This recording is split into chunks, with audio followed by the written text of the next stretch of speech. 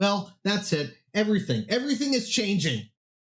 But it's not as bad as you might think. Today we're going to talk about Tasha's changes to everything.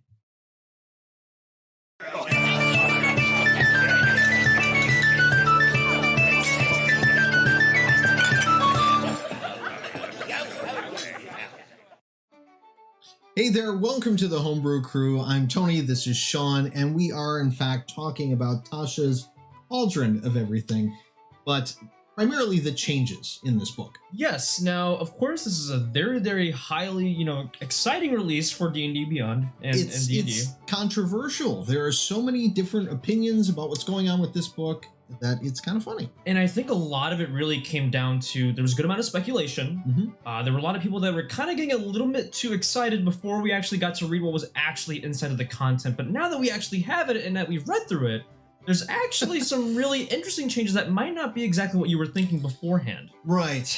Now, everybody has heard all the stuff that's going on and how, orcs are smart now and anyone can be anything that they want. But I kind of want to go into that. And I want to touch on that as the first subject here because, number one, it's not actually in this book.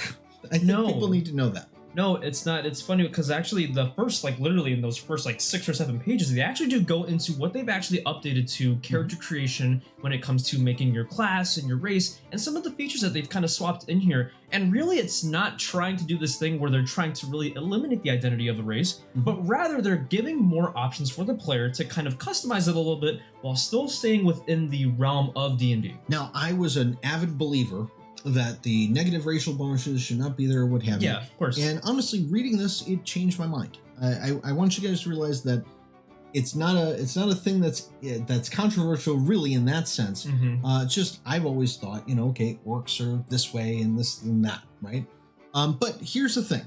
We're going to break this down into 4 different parts with this, 4 things we want to quickly talk about. And the first thing is actually mentioned in the first couple of pages of this book, and that is origin customization. This is where the controversy comes in. Yeah, this is probably one of the more bigger topics of contention in the D&D community, especially you've been reading a lot of comments on social media or forum posts and things like that. A lot of people were worried that basically that they were going to eliminate all of the, crucial stats and features that made each race individual and kind of just blanket everybody and kind of make it, do whatever you want. And of course, everybody is entitled to their own opinion when it comes to the subject matter. But it's interesting because when you actually read into it, they're not trying to blanket all the races. Right. So what is it really? That's the thing that's interesting. So all you're doing is being able to swap traits that you already have, right? Yeah. So if you're +2 con, +1 strength, you can move that +2 con to be +2 intelligence, for example. And the background and idea behind it is the fact that while those are the cultural things for that race, mostly adventurers like dwarven adventurers go out and they're really strong usually and they have good constitution. Maybe this dwarf spent his day in a tower somewhere. Yeah, exactly. Maybe he wasn't going out adventuring or working in the mines or doing some other very typical dwarf activity.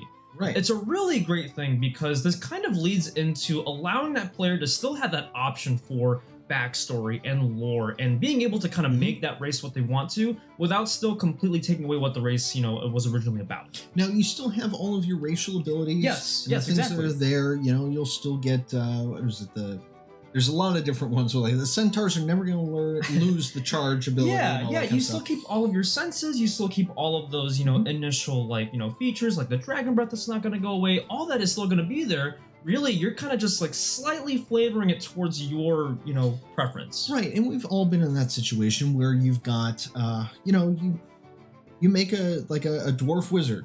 Yes, you want to do that. Of course. And the entire time you're just slightly behind the other wizard in the party. You're not doing as well. And you as the player are sitting there going, God, I wish I would have picked a different race or this, that, or whatever. The only 2 races that actually changed, by the way, and not in this book, actually this is just in errata with that, are the kobolds and the orcs, because they had negative modifiers. Yeah, exactly. If you haven't been familiar with those races, both of those races had a -2 to a certain stat. Right. And now basically they've kind of gotten rid of that to kind of maybe help encourage players to, make more of those, but also kind of this idea that, races shouldn't necessarily have this negative stat to their numbers. Right, just because they're of that race, which makes total sense. Now, on a kobold with that, they only get a +2 dex and nothing else.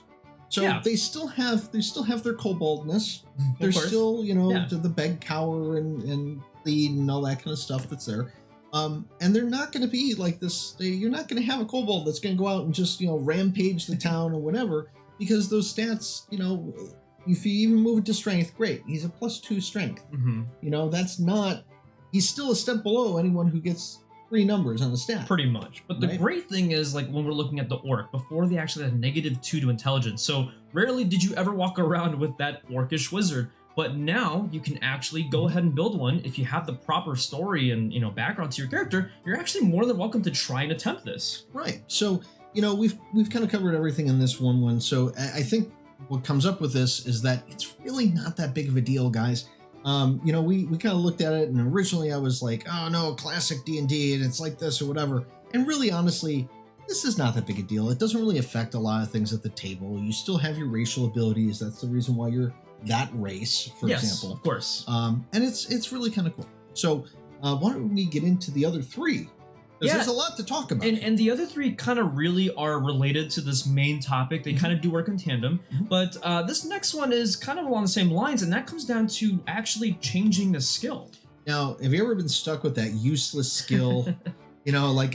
I thought, nature was going to be important. Right. Or everyone's like, oh, I'm a paladin, I'm going to be religious. And there's like 1 religion check for the whole campaign. Right. And you sit there and go, I'm not that great with it.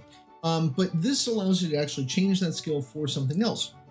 And you can only do it at certain points, and only if your DM allows you to change it. And from that, you would actually have to spend time learning that skill. Yes. Too. Exactly. And it's really great because we do find that situation where players think they're going to be using the skill a lot, or they think that their character, would have learned that skill over their, upbringing and everything like that, when really they start playing this character or they start doing the actions that their character is doing, and they're like, well, I never really used that, or I never really utilized that thing in my background. I kind of don't want this for my character anymore. This really opens up the door, because it's like naturally in any story or movie, characters develop, they change, and therefore skills might change. Right, exactly. Maybe as you're in, not even just in the character of the movie stuff too, but as you're playing a character, let's say you're playing a fighter or what have you, and you find out yourself that you really don't use that stealth as much as you thought you were going to. Your original intent was to be like sneaking up behind people and clubbing them over the head. And really, honestly, you didn't do that. You found that you like just running up to them and clubbing them in the head instead. And you might want to move that over to athletics or something so you can leap and bound into things. It's all about the customization for your players and for you. Yes, exactly. And you'll kind of see with this next one as well, it kind of really emphasizes this fact that your game is ever changing. And you as a DM or a player may have to adapt to such changes. And it really goes well with our next subject here. It does. Which is changing your subclass. Whoa! I know. Even the divination wizard didn't see this one coming. Exactly, and he should have. Well, it's because he's an evocation wizard. Yeah, there you go.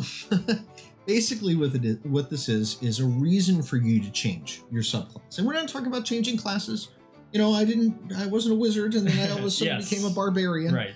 But it is kind of the theme and the style of your subclass. So, for example, let's take the wizard, for example. I was really enjoying the divination wizard. I liked it. I want to try something new. I don't want to kill off my character. I would like to, explore different types of spells. What do I have to do that, DM? Yeah, exactly. And again, you'll notice another theme with these is that a lot of it does include a lot of, working with your DM and the player to kind of go over what that character has been doing, what you feel like you want to do, what you feel like you want this character to do. And it's really great because, if you do talk with your DM, depending on maybe the actions that you've taken or the path that you're trying to take, your DM can actually work with you to help you like, okay, fine, maybe you can become the subclass, but maybe you got to work for it as well. Right, and there's gold costs and certain times that you can do it and all of that. But then there's also the DM's ability to change what your class is on that based on a harrowing event in your life. I think it mentions in here if a certain paladin is there and their family and whoever they were protecting they had an oath of devotion, right? And they failed to protect their family. They may wake up the next day as an oath of vengeance. Yes, which makes sense. Exactly. You wouldn't just be devoted to someone that you failed. Precisely. And again, kind of goes into this concept where we're now really mixing the story and the gameplay, and they're really becoming one here, where one kind of works off the other in tandem, where before, you were stuck with a subclass and you kind of have to dedicate to that. And despite the fact that you may not like it, despite the fact that your character may not even reflect this, you kind of had to really be stuck with it and you didn't have a lot of choices, where here, it's an open book. Right. And I think it adds so much to the customization. Yes, for sure. Which goes into our final one that we want to talk about here, and that is optional class features. Now, this is amazing. Yeah, and this is a little different from the first three, but honestly, it was one of the more enjoyable chunks to read in the supplement itself. Each different class, besides the Artificer, with it being very new, essentially gets these new features that you may or can replace with the existing ones that have been in the core rules. Yeah, and some of these are really, really awesome. Like the Ranger. The Ranger! They really did some good stuff with the Ranger. They've been listening. You know how with Favorite Enemy, you're there and you say, okay, I'm going to be a hunter of oozes. Yes. And then you never encounter an ooze.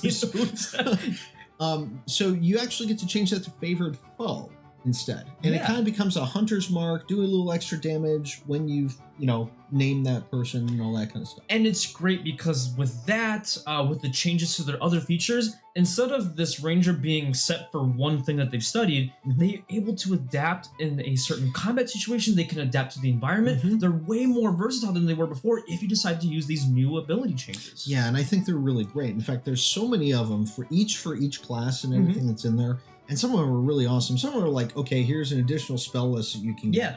Which, as a sorcerer, I have to tell you, it's much appreciated. Of course. We have been at the bottom of the spell list barrel for weeks, years even. Yes. It's been like, oh, well, yeah, you can change the way spells are, but you can only learn like 5. And it's kind of neat to see those additional spells, but also different things that you can do with them, right? And they do that for every single class in this book. I mean, it's not I don't know how to get into it with this, but there is a lot of stuff. Yeah. There's a lot of stuff. And if you only have so much time to read into it, really those first couple pages, and again, going back to the optional class feature, really kind of goes to show how, even though this version has only been out for so long, there's still so many changes that we can make. There's still so many things that we can do to make the game even better, depending on your playstyle. It goes to show that there's a lot of interaction between gameplay and story, and how you and the player and the DM can work together to make the game even better. That's right. Now, we would like to know if you guys want us to review more of this book. There is tons of stuff in here that I really want to get into. Magic items that are really cool. Some new spells, interesting ones that are,